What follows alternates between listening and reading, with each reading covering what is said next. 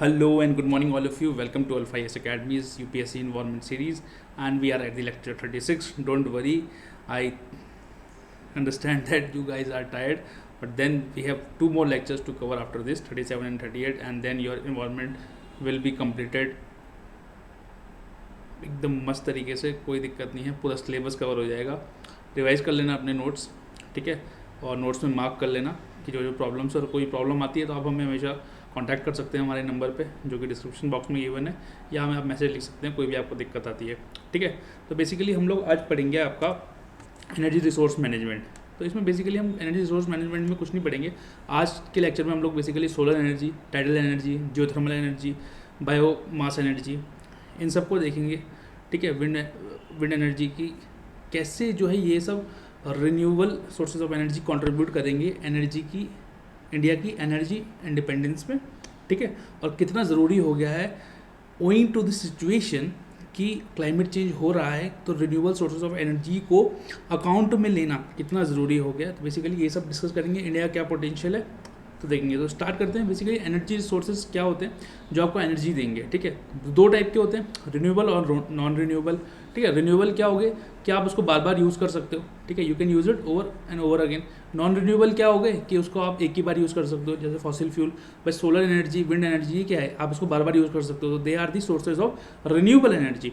But fossil fuels, petroleum, natural gas, ये सब क्या है, नॉन रिन्यूएबल सोर्सेज. आप एक ही बार इसको यूज़ कर सकते हो. तो आज हम बेसिकली सोलर एनर्जी से स्टार्ट करेंगे. तो क्या है, it is a unlimited kind of energy. It is free of cost. Sun आपको एनर्जी दे रहा है. सन आपको क्या देगा, सन आपको रेडिएंट एनर्जी देगा, ठीक है. सन आपको क्या देगा, सन आपको रेडिएंट एनर्जी देगा. रेडिएंट एनर्जी को आप थर्मल एनर्जी में कन्वर्ट कर सकते हैं, या फिर आप उसको सीधा इलेक्ट्रिकल एनर्जी में कन्वर्ट कर सकते हैं, ठीक है. और वो कैसे करेंगे आगे देखेंगे, ठीक है. तो बेसिकली तीन टाइप्स के सिस्टम आप यूज़ कर सकते हो सोलर एनर्जी को यूज़ करने के लिए, पैसिव, एक्टिव और फोटोवोल्टिक, ठीक है. अब जल्दी देख लेते हैं ये तीनों को होते क्या है. पैसिव सोलर एनर्जी, भाई आपकी मम्मी कपड़े धोती है या आप कपड़े धोते हैं, धूप में सुखाते हैं, आपके कपड़े सूख जाते हैं, है ना. ये क्या है, वैसे भी तो अगर सुखाने पड़े तो हो सकता है आपको मशीनों की ज़रूरत पड़े, बट ऑटोमेटिकली सूख जाते हैं, ठीक है. देन आप धूप में थोड़ी देर कोई चीज़ रखते हैं तो वो ऑटोमेटिकली गर्म हो जाती है, तो क्या हीट हो रहा है, ठीक है. Then these are the passive uses of solar energy. या आप सोलर एनर्जी को कैसे यूज़ कर रहे हो, पैसिव. ये बेसिकली हज़ारों साल से चली आ रही हैं. भाई आपने पानी इकट्ठा किया, कोस्टल वाटर इकट्ठा किया एक ज़मीन पे, आपने उसकी बंडिंग करी, पानी को इवेपोरेट होने दिया, आपके पास सॉल्ट आ गया. किसकी वजह से हुआ, सोलर एनर्जी की वजह से. तो आप क्या है, ये हज़ारों सालों से जो आप यूज़ कर रहे हो सोलर एनर्जी को, उसको बोलते हैं पैसिव सोलर एनर्जी.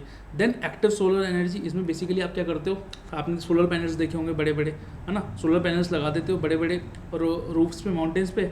देन आप उसको जो है, अब बेसिकली दो तीन तरीके होते हैं, या तो आप सोलर सेल लगा लो, या आप मिरर्स भी लगा सकते हो. भाई मिरर्स आपने ऐसे किया, सन की रेज क्या हुई, इस पर पड़ी और वो एक जगह यहाँ पे इकट्ठी होगी और ये चीज़ बहुत गर्म होगी. तो यहाँ पे क्या जनरेट हो गया, भाई रेडिएंट एनर्जी आई. यहाँ पे आपकी थर्मल एनर्जी जनरेट हो गई. थर्मल एनर्जी से आप इलेक्ट्रिकल एनर्जी बना सकते हैं, ठीक है. तो ये क्या हो गया, एक्टिव यूज़, कि आप कोई चीज़ यूज़ कर रहे हो, किसी चीज़ का यूज़ करके आप जो है सोलर एनर्जी को किसी और एनर्जी फॉर्म में कन्वर्ट कर रहे हो, देन उसको अपने यूज़ के लिए ला रहे हो, ठीक है. अब उसमें क्या होता है, कई बार क्या होता है, कंप्यूटर कंट्रोल्ड मिरर्स होते हैं. भाई क्या हुआ कि सन घूम रहा है, उसके साथ घूमते रहते हैं और एनर्जी को लेते रहते हैं, तो उनको हेलियोस्टेट्स बोलते हैं, ठीक है. तो जो ये कंप्यूटर कंट्रोल्ड मिरर्स होते हैं, इनको हेलियोस्टैट्स बोला जाता है, ठीक है. ये सन की मूवमेंट को ट्रैक करते हैं और लाइट को जो है फोकस कर देते हैं एक सिंगल जगह पे, सेंट्रल जगह पे, जिसको हम collection tower, heat collection tower बोलते हैं. और वहीं से जो है बहुत सारी अब गर्मी इकट्ठी हो जाती है, थर्मल एनर्जी जनरेट होती है. फिर उस थर्मल एनर्जी को आप जो है इलेक्ट्रिकल एनर्जी में कन्वर्ट कर सकते हैं. अब सोलर एनर्जी का इस्तेमाल आप गर्म करने के लिए कर सकते हैं, या उसको कूलिंग के लिए भी यूज़ कर सकते हो. कूलिंग के लिए क्या होता है, कूलिंग के लिए जो, अगर आप फ्रिज समझो, फ्रिज में क्या होती है, मोटर लगी होती है, ठीक है. वो मोटर क्या होती है, इलेक्ट्रिसिटी से पावर होती है. वैसे ही कूलिंग सिस्टम्स को जो है आप बेसिकली सोलर एनर्जी को अगर इलेक्ट्रिकल एनर्जी में कन्वर्ट कर दिया जाए तो आप उसको कूलिंग के लिए भी इस्तेमाल कर सकते हो. तीसरा जो तरीका है वो है फोटोवोल्टिक टेक्नोलॉजी, ठीक है, या फोटोवोल्टिक सेल. देखो इंडिया जो है वर्ल्ड लार्जेस्ट मार्केट है फॉर सोलर सेल्स, ठीक है. इसको सोलर सेल्स बोलते हैं. होता क्या, पीएन जंक्शन पढ़ा होगा केमिस्ट्री में आपने 12th में. पीएन जंक्शन में क्या होता है, कुछ नहीं होता. देखो दिमाग लगाना, धूप पड़ी, धूप से क्या हुआ कि भैया इलेक्ट्रॉन्स का फ्लो हुआ, आपस में इलेक्ट्रॉन्स का फ्लो हुआ तो इलेक्ट्रिकल एनर्जी जनरेट हुई, तो सीधा इसमें जो है रेडिएंट एनर्जी से सीधा इलेक्ट्रिकल एनर्जी जनरेट हो जाती है। तो फोटोवोल्टिक सेल जो होते हैं किससे बने होते हैं, सिलिकॉन से बने होते हैं। और इसमें क्या, फोटोवोल्टिक सेल एक ऐसी फील्ड है जहाँ अब लगातार बहुत टेक्नोलॉजिकल चेंजेस आ रहे हैं, यहाँ टेक्नोलॉजिकल डेवलपमेंट आ रही है, ठीक है। देन इलेक्ट्रॉन्स की मूवमेंट की वजह से, क्योंकि धूप पड़ी, धूप से क्या हुआ, उसने इलेक्ट्रॉन्स को एक यूनाइटेड स्टेट में डाला, इलेक्ट्रॉन्स मूव होना शुरू हुए, तो बेसिकली इलेक्ट्रॉन्स की मूवमेंट से क्या हुआ, इलेक्ट्रिसिटी जनरेट हो गई। बेसिकली इसका इस्तेमाल आप रूरल एरियाज़ में जहाँ पे आपके पास ग्रिड कनेक्टिविटी नहीं है या ग्रिड कनेक्टेड इलेक्ट्रिसिटी नहीं है, वहाँ पे आप बड़ा अच्छा इसका यूज़ कर सकते हैं। देन पोटेंशियल देख लेते हैं इंडिया में, तो बड़ा हाई पोटेंशियल है इंडिया में सोलर एनर्जी का, लगभग 35 मेगावाट पर स्क्वायर किलोमीटर, ठीक है। एंड सबसे ज़्यादा जो स्टेट है हाई सोलर इंसुलेशन जहाँ होता है वो है राजस्थान, नॉर्दर्न गुजरात, लद्दाख, आंध्र प्रदेश, महाराष्ट्र, मध्य प्रदेश, ठीक है। अभी तक कैसा रहा इंडिया की जर्नी देखते हैं। तो इंडिया ने बेसिकली अभी तक हम लोगों ने 2021 तक 10 गीगावाट जोड़ लिया था, और एक हमारा जो हम बोलते हैं कि हमारा 500 गीगावाट रिन्यूएबल एनर्जी से आना है 2030 तक, उसमें से 300 जो गीगावाट आएगा वो सोलर एनर्जी से ही आना है। तो बेसिकली सोलर एनर्जी पे या सोलर पे जो है बहुत ज़्यादा ध्यान है गवर्नमेंट का। इनफैक्ट नेट मीटरिंग एक कॉन्सेप्ट होता है कि बेसिकली अगर आपको सब उसमें क्या है कि आपको नेट मीटरिंग में क्या होता है कि बेसिकली आप जितनी इलेक्ट्रिसिटी प्रोड्यूस कर रहे हैं खुद के घर के लिए, अगर आप एक्सेस में प्रोड्यूस कर रहे हैं तो आप ग्रिड में वापस भी भेज सकते हैं, उसके लिए आपको एक प्राइस भी दिया जाएगा, ठीक है। तो वो बड़ा सस्ता होता है, 2 रुपये यूनिट है शायद गवर्नमेंट खरीदती है या 1 रुपये यूनिट खरीदती है, अलग अलग स्टेट्स पे वेरी करता है। बेसिकली आपको सोलर जो पैनल्स हैं उसको लगाने के लिए सब्सिडी भी दी जाती है, आपके इलेक्ट्रिसिटी बिल में सब्सिडी दी जाती है अगर आपके घर में सोलर लगा हुआ है, ठीक है, या सोलर पैनल लगे हुए हैं। बेसिकली आप जो हीटिंग सिस्टम है, अगर आपके यहाँ धूप अच्छी आती है तो आप जो गीज़र का इस्तेमाल करते हैं सर्दियों में, उसकी जगह जो है सोलर पैनल का इस्तेमाल कर सकते हैं, और सरकार का इस पर काफ़ी ज़्यादा ध्यान है। इंटरनेशनल डिप्लोमेसी की बात करें तो हम लोगों ने इंटरनेशनल सोलर अलायंस स्टार्ट की थी। बेसिकली ये स्टार्ट हुई थी on the sidelines of COP21, जो कॉन्फ्रेंस ऑफ पार्टी 21 हुई थी UNFCCC की, है ना, उसके साइडलाइंस पे इंडिया एंड फ्रांस की म्यूचुअल कॉपरेशन से स्टार्ट हुई थी। इसमें लगभग 121 कंट्रीज़ हैं, ठीक है। और ये कंट्रीज जो हैं या तो वो फुल्ली लाई करते हैं between tropic of cancer and tropic of capricorn, या पार्शली लाई करते हैं, ठीक है। तो ऐसी 21 कंट्रीज़ हैं। तो वो इंटरनेशनल सोलर अलायंस का ये सब आपने पढ़ा होगा, बट इंटरनेशनल सोलर अलायंस का फॉर्मल नेम है international agency for solar policy and application, ठीक है। इसका हेडक्वार्टर जो है वो national institute for solar energy Gurgaon में है। और हमारे जो अभी के प्रधानमंत्री हैं माननीय नरेंद्र मोदी जी, उन्होंने एक टर्म भी कॉइन की थी, उसको उन्होंने बोलता सूर्यपुत्र। तो ये जो कंट्रीज़ हैं सारी सूर्यपुत्र हैं, और इनको सनशाइन कंट्रीज़ के नाम से भी जाना जाता है, ठीक है। तो बेसिकली एक और एजेंसी है जो रिन्यूएबल एनर्जी के क्षेत्र में काम करती है, that is international renewable energy agency. इसका हेडक्वार्टर जो है अबू धाबी में। बेसिकली ये एक टाइप की इंटर गवर्नमेंटल ऑर्गेनाइजेशन है जो बेसिकली सपोर्ट करती है कंट्रीज़ को अब क्योंकि आपको ट्रांजिशन करना है, ठीक है। अभी जो हमारी नीड्स हैं, जो हमारी इकनॉमीज़ चल रही हैं, वो basically fossil fuel based economies हैं। कोल का इस्तेमाल हो रहा है, फ्यूल का इस्तेमाल हो रहा है ट्रांसपोर्ट के लिए। अब क्या है कि आपको सस्टेनेबल फ्यूचर बनाना है, इस पे जो आपकी डिपेंडेंस है, हमारी फॉसिल फ्यूल्स पर जो डिपेंडेंस है, आपको उसको कम करना है। अब फॉसिल फ्यूल्स की डिपेंडेंस कम करने के लिए IRENA आपको हेल्प करेगी, ठीक है। अब वो आपको टेक्नोलॉजी प्रोवाइड करेगी, पॉलिसीज बताएगी, फाइनेंशियल नॉलेज देगी, ठीक है। कुछ फाइनेंशियल रिसोर्सेज कहाँ से ला सकते हैं वो सब बताएगी, रिसोर्स का आपको एक रिपोजिटरी प्रोवाइड करेगी, ठीक है। ये थी बात सोलर एनर्जी की। अब बात करते हैं विंड एनर्जी की। बेसिकली क्या होता है, विंड होती क्या है, एक मूविंग एयर को विंड बोल देते हैं। अगर एयर में मूवमेंट है तो कॉलम ऑफ एयर तो हर जगह प्रेजेंट होता है। जब वो कॉलम ऑफ एयर मूव करता है तो उसको विंड बोलते हैं। लगभग दो, और ये विंड भी जो है लगभग जो ये विंड भी मूव जो होती है वो सन की वजह से ही होती है, ठीक है। अब हार्नेसिंग ऑफ विंड एनर्जी कोई आज का नई कॉन्सेप्ट नहीं है। सदियों से लगभग 4-5 हज़ार साल पहले जब हमने पहली शिप बनाई थी तो उस पर क्या लगाया, हमने एक मास्ट लगा दिया। भाई हमने एक शिप बनाई, ठीक है, हमने एक शिप बनाई, शिप पे हमने एक, देखो मेरी ड्राइंग बहुत गंदी है तो उसके लिए मुझे माफ़ करना, हमेशा से ख़राब रही है। एक मास्ट लगा दिया, ठीक है। अब क्या हुआ, विंड इधर को चल रही थी, अब इस मास्ट पे विंड टकराई तो क्या हुआ, शिप आगे बढ़ गई। तो ये क्या कर रहे हैं आप, विंड एनर्जी को हार्नेस कर रहे हैं, ठीक है। तो विंड एनर्जी कोई नया कॉन्सेप्ट नहीं है, harnessing of wind energy. It has been in your life, present in your life from time memorial, ठीक है। अब आप जो बेसिकली आज के टाइम पे कैसे यूटिलाइज़ करते हो, ऐसा देखा है आपने, एक खंबा सा लगा होगा, उसके पीछे मोटर लगी होती है ऐसे, उसके आगे पंखे लगे होते हैं, ठीक है। अब क्या वो विंड इस पंखे पर टकराती है, ये पंखा घूमता है, ये पंखा एक्चुअली एक मोटर से कनेक्टेड होता है ना। वो मोटर जो होती है जनरेट करती है इलेक्ट्रिसिटी, ठीक है। यहाँ पे मोटर होती है, वो मोटर जो है इलेक्ट्रिसिटी जनरेट करती है। तो इसी प्रकार से जो है विंड एनर्जी का इस्तेमाल किया जाता है इलेक्ट्रिक जनरेशन के लिए। अब उसके लिए आप एक कोई विंड मिल, उसको बोलते हैं विंड मिल बेसिकली, ठीक है। अब आपने एक विंड मिल लगाने से तो काम चलेगा नहीं, तो ये इकोनॉमिकली फिजिबल बनाने के लिए आपको फार्म लगाना पड़ता है, उसमें आप बहुत सारी विंड मिल लगा देते हैं। तो दो टाइप के फार्म होते हैं आपके पास, एक हो गया आपका ऑनशोर विंड फार्म्स, एक हो गया आपका offshore wind farms. Onshore wind farms क्या होते हैं, जो ज़मीन पे लगाए जाते हैं बेसिकली, जहाँ पे एयर का जो विंड का जो वेलोसिटी होती है या स्पीड होती है वो बहुत ज़्यादा होती है, तो वहाँ पे लगाए जाते हैं और ये ज़मीन पे लगाए जाते हैं, ठीक है। तो इनकी कॉस्ट जो होती है वो नीचे आती है। ऑफशोर जो विंड फार्म्स हैं वो बेसिकली वाटर बॉडीज़ में लाए जाते हैं, जो लार्ज बॉडीज़ ऑफ वाटर वहाँ लगाए जाते हैं। तो बेसिकली ये महंगे भी होते हैं, ठीक है, इसलिए महंगे भी होते हैं। देन इंडिया का स्टेटस देख लेते हैं विंड एनर्जी में। बेसिकली मार्च 2021 तक हमने लगभग 39.2 गीगावाट पर ईयर की जनरेशन कैपेसिटी बना ली है, बट हमें लगभग अगले 5 सालों में 20 गीगावाट और ऐड करने हैं इसमें। 90% 5% ऑफ जो है कमर्शियली वाइबल या कमर्शियली एक्सप्लॉइटेबल जो विंड एनर्जी है वो आंध्र प्रदेश, गुजरात, कर्नाटका, मध्य प्रदेश, महाराष्ट्र, राजस्थान, तमिलनाडु से आती है। देन हमारे पास एक national wind solar hybrid policy है। बेसिकली इसका ऑब्जेक्टिव वही है कि भैया विंड एंड सोलर को जो है टैप करो एनर्जी बनाने के लिए। ग्रिड कनेक्टेड इसको जो ये इससे जो एनर्जी प्रोड्यूस होती है या इससे जो इलेक्ट्रिसिटी प्रोड्यूस होती है उसको आप जो है ग्रिड में लाएं और लोगों को दें सस्ते अच्छे दामों पे, और उसका एफिशिएंट यूटिलाइजेशन हो आपका किसका, विंड एंड सोलर रिसोर्सेज का, ठीक है। देन एक आपके पास national offshore wind energy policy है। बेसिकली ये बोलता है कि जो इंडिया की इतनी बड़ी कोस्ट लाइन है 7600 किलोमीटर की, 7600 किलोमीटर की, और जो इंडिया का एक्सक्लूसिव इकोनॉमिक जोन है EEZ, तो उसको जो है डेवलप करें, वहाँ पे ऑफशोर विंड एनर्जी लगाएं या ऑफशोर विंड फार्म्स लगाएं, जो कि जिससे कि आप विंड एनर्जी जनरेट कर सकते हो। देन बात करते हैं टाइडल एनर्जी की। देखो टाइडल एनर्जी किससे आप जनरेट करते हो, टाइड से, ठीक है। टाइडल एनर्जी किससे जनरेट करोगे आप, टाइड से, ठीक है। बेसिकली टाइडल एनर्जी के लिए यार जो टाइडल मीन टाइडल रेंज होनी चाहिए ना, it must be greater than 5 metre, तभी जो है वहाँ पे आप टाइडल एनर्जी हार्नेस कर सकते हो। अब ये मीन टाइडल रेंज क्या होती है, ये ज़मीन है, ठीक है। बेसिकली हाई टाइड आया, ठीक है, ये हाई टाइड है, यहाँ तक मिनिमम जो है लो टाइड आता है। तो बेसिकली अलग अलग जगहों एक रेंज होगी जहाँ तक लो टाइड आएगा, एक रेंज होगी जहाँ तक हाई टाइड आएगा, ठीक है।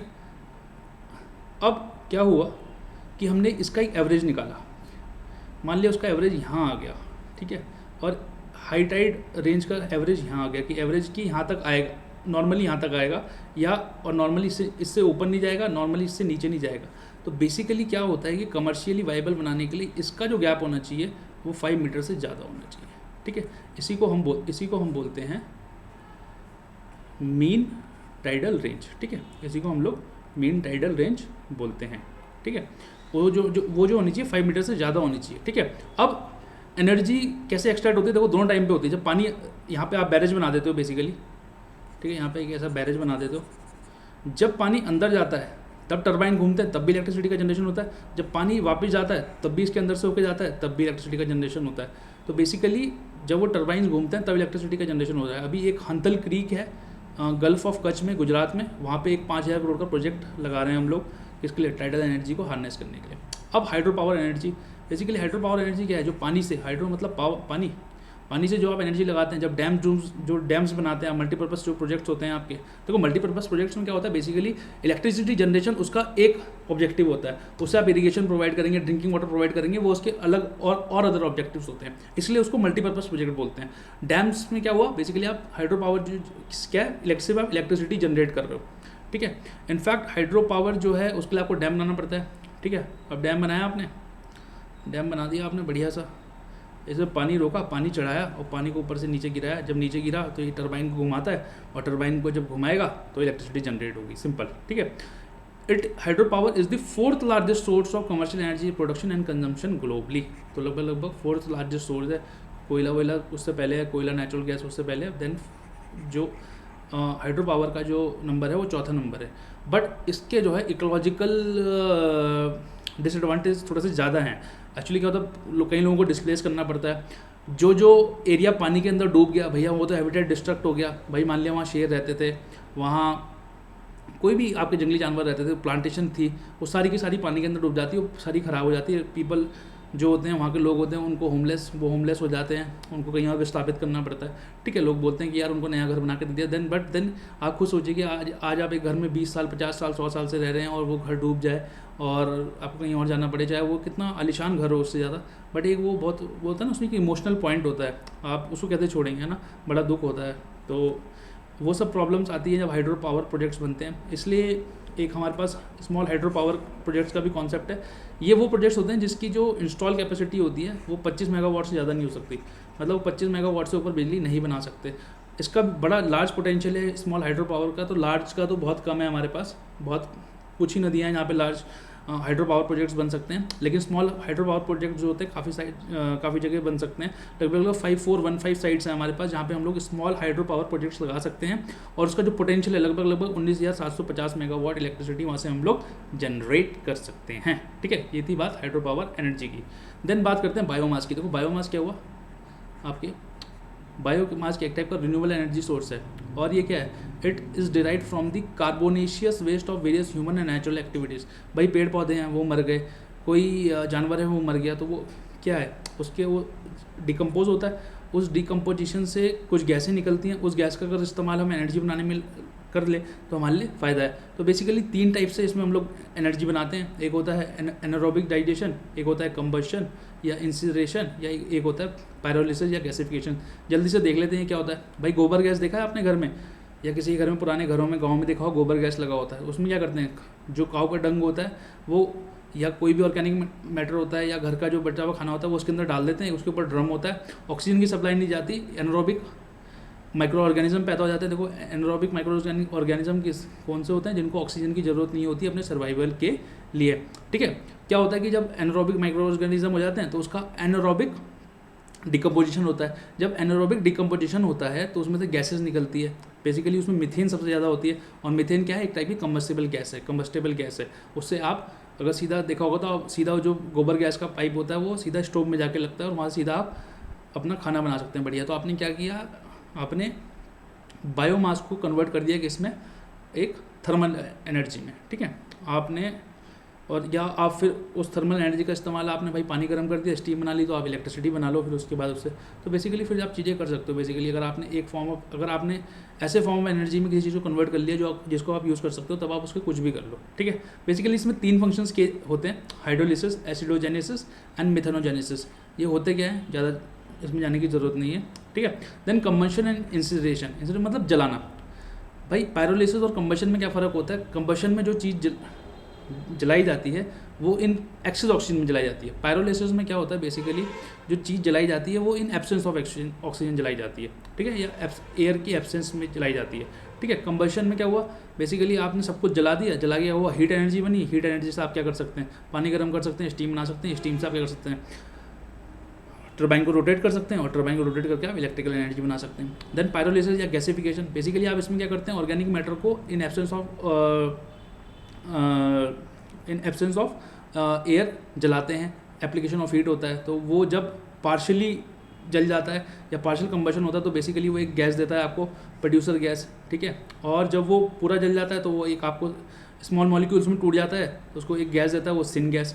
तो बेसिकली इन दोनों गैसेज में जो होता है लगभग 25% monoxide, carbon monoxide, 15% hydrogen and hydrocarbons and 60% carbon dioxide and nitrogen होता है। अब आपका सिर्फ काम क्या रह जाता है कि आपको ये जो सिन गैस है और प्रोड्यूसर गैस जो बनी है इसको क्लीन करना होता है, और उसके बाद आप इंटरनल कंबशन जो इंजन होता है, जैसे जो गाड़ियों में होता है, उससे आप इलेक्ट्रिसिटी प्रोड्यूस कर सकते हैं बायोमास के द्वारा।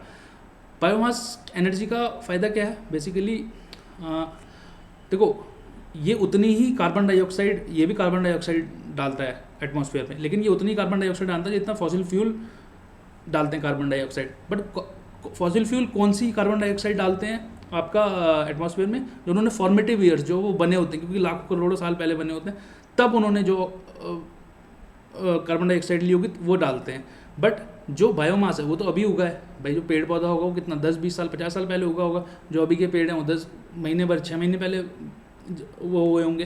तो बेसिकली वो प्राइमरली जो कंपैरेटिव उन्होंने जमा किया था CO2 पिछले 40-50-100 साल में, वो वापस वही छोड़ते हैं। तो बेसिकली ये माना जाता है कि वो ऐड नहीं करते हैं कार्बन डाइऑक्साइड को। ठीक है, 10 bio energy in the form of, सबसे ज़्यादा अच्छी कौन सी होती है, बायोगैस पे काफ़ी ज़्यादा ध्यान है और वो सस्टेनेबल डेवलपमेंट के लिए भी अच्छा है बेसिकली, ठीक है। और ये रूरल एरियाज़ में काफ़ी इसका इस्तेमाल किया जाता है। देन बात करते हैं जियो थर्मल एनर्जी की। जियो मतलब अर्थ, थर्मल मतलब गर्मी, गर्म, ठीक है। तो अर्थ की गर्मी से जो हम एनर्जी बनाते हैं उसको जियो थर्मल एनर्जी बोलते हैं। बेसिकली आपको पता है कि अर्थ जो है अंदर से गर्म है, इंटीरियर जो है अर्थ का गर्म है।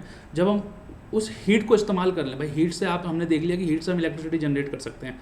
जब आप उस हीट का इस्तेमाल कर रहे हैं किस चीज़ के लिए, इलेक्ट्रिसिटी जनरेशन के लिए या किसी और यूज़ के लिए, भाई किसी चीज़ को गर्म करने के लिए, ठीक है, तो वो क्या हुआ, जियो थर्मल एनर्जी। बेसिकली यूएसए में इसका बहुत ज़्यादा यूज़ है, यूएसए में बहुत एक्सटेंसिवली यूज़ की जाती है, ठीक है। किस फॉर्म में होती है, थर्मल एनर्जी में होती है। फिर थर्मल एनर्जी को आप, ये तो अवेलेबल है थर्मल एनर्जी में, गर्म तो ऑलरेडी होती है, ठीक है। आप हीटिंग या पावर जनरेशन के लिए यूज़ कर सकते हैं इसके। देन बेसिकली 3 मेजर कैटेगरी में इसको डिवाइड किया गया। एक होते हैं जियो प्रेशराइज जोन, बेसिकली नीचे जियो प्रेशराइज जोन में क्या होता है, बेसिकली ऊपर पत्थर होते हैं, नीचे वो बस प्रेशर बना होता है, हल्की सी जैसे ही उसे जगह मिलती है वो या तो फुहारा फट उठता है या गैस निकल जाती है सीधा बाहर, ठीक है। वो जो फुहारा होता है पानी का वो भी गर्म होता है, या वो गैस निकलती है वो भी गर्म होती है, ठीक है। तो बेसिकली जियो प्रेशराइज जोन, और यही सिर्फ अभी कमर्शियली एक्सप्लॉयटेशन के लिए अवेलेबल है। बाकी जो दो हैं hot rock zones and hydrothermal convection zones, ये दोनों अभी कमर्शियली अवेलेबल नहीं है एक्सप्लॉयटेशन के लिए। तो अभी जो यूज़ होता है इलेक्ट्रिसिटी बनाने के लिए वो है जियो प्रेशराइज जोन। अगर आप कोई मनाली घूमने गया होगा, मनाली से आगे एक मणिकरण साहिब जगह पड़ती है, वहाँ जाओगे तो गुरुद्वारा है बड़ा अच्छा, उस गुरुद्वारे के अंदर एक कुंड है। वो कुंड में जो है पानी हमेशा, वो जो पानी आता है वो तो खैर ठंडा करते हैं उसको, तब वो मिक्स करके पानी, लेकिन जब आप जाएंगे उसमें नहाएंगे तो वो पानी गर्म रहता है। बेसिकली जो पानी धरती से निकल रहा था, ठीक है, वहाँ पे जो मणिकरण साहिब में एक जियोथर्मल एनर्जी का बड़ा अच्छा एग्जांपल है वो, कि जो पानी धरती से निकल रहा है वो तो इतना गर्म होता है कि आप उसमें हल्का हाथ लगा देंगे तो आपका हाथ जल जाएगा। तो बेसिकली उसको इतनी सी धार निकलती है, उसको बहुत सारे पानी, ठंडे पानी के साथ मिक्स करते हैं तब वो नहाने लायक बनता है। ऐसे ही हमने पूगा वैली है लद्दाख रीजन में, वहाँ पे लगभग 1 किलोवाट का जनरेटर बना रखा है। वहाँ पे माना जाता है कि बहुत ज़्यादा जियोथर्मल पोटेंशियल है हमारे पास, लेकिन कुछ इन्वायरमेंटल प्रॉब्लम्स भी हैं जियोथर्मल एनर्जी के साथ। एक तो भैया क्या होता है कि नॉइज़ बहुत होती है, ऑन साइट नॉइज़ है, एमिशन हो जाता है गैसेस का, then disturbance at drilling sites, disposal sites, roads and pipelines and power plants. Basically इसमें जो स्टीम निकलती है ना आपका जियोथर्मल एनर्जी में, वो जो उस स्टीम में एक गैस होती है उसको बोलते हैं hydrogen sulphide gas. Hydrogen sulphide gas कैसी होती है, अगर अंडे सड़ जाए ना उस टाइप की फाउल स्मेल देती है, वो बड़ी गंदी सी स्मेल आती है उसमें, और वो एयर पॉल्यूशन में कंट्रीब्यूट करती है। और जो मिनरल्स निकलते हैं स्टीम में वो क्या होते हैं, वेरी टॉक्सिक होते हैं फिशेस के लिए, ठीक है। अगर वो मरीन इन्वायरमेंट में कहीं लीक हो जाए तो वो टॉक्सिक हो सकता है मरीन के लिए, क्योंकि वो गर्म पानी भी फेंकता है। तो एक्वाटिक इकोसिस्टम के लिए गर्म पानी तो वैसे ही खराब है, और जो मिनरल्स आ रहे हैं that is also toxic for fishes, ठीक है। देन जो मिनरल्स होते हैं that can corrode your pipes, corrosion हो जाता है पाइप्स का, ठीक है। तो इसलिए कॉन्स्टेंट मेंटेनेंस की जरूरत होती है, हाई मेंटेनेंस की जरूरत होती है काफ़ी ज़्यादा जियोथर्मल एनर्जी में, ठीक है। अब 2-3 एनर्जी और बची हैं, वो हम लोग नेक्स्ट लेक्चर में देखेंगे। तो that was all for today, thank you very much for watching and we shall see you soon. Keep smiling, keep healthy, bye bye.